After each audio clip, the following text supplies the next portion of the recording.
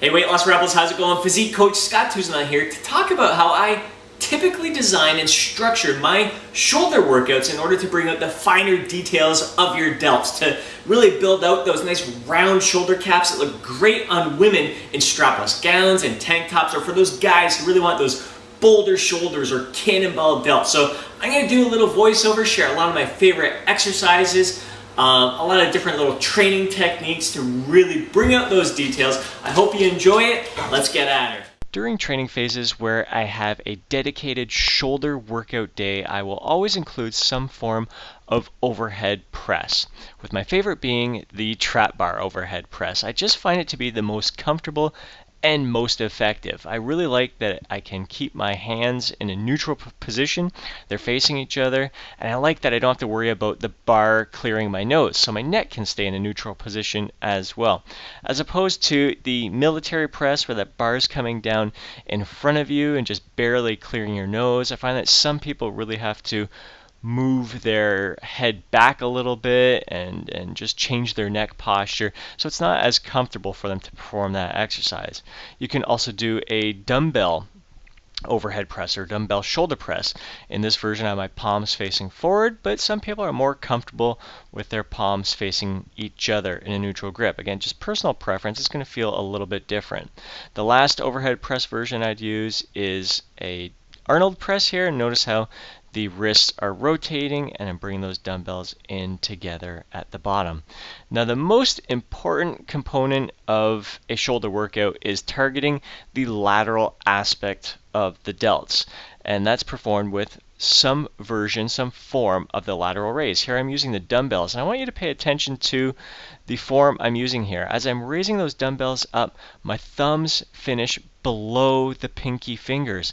This is going to place more emphasis on the lateral aspect of the delts. A lot of people raise those dumbbells up with their thumbs well above their pinkies, and that will place a little extra tension on the front delts.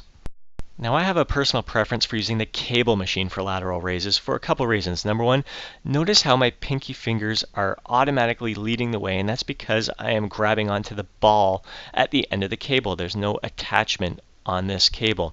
The other reason is the constant tension throughout the full range of motion. With dumbbells, the tension decreases in the bottom and your shoulders almost relax.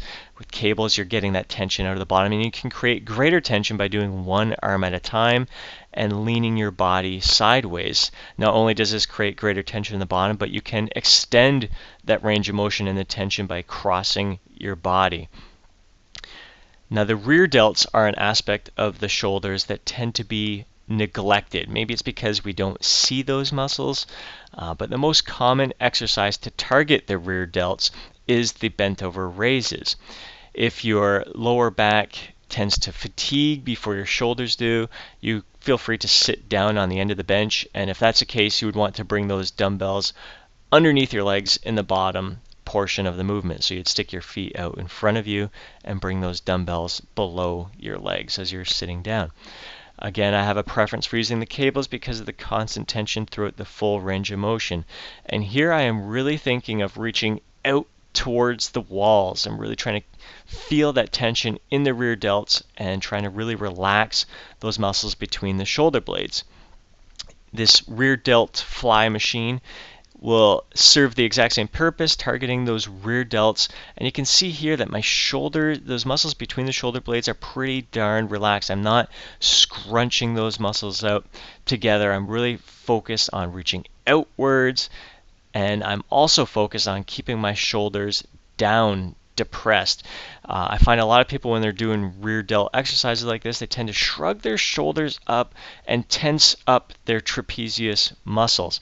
You really want to relax those muscles and feel the tension in the rear delts. If you find that you are tensing up your traps, chances are the weight is a little bit too heavy for you.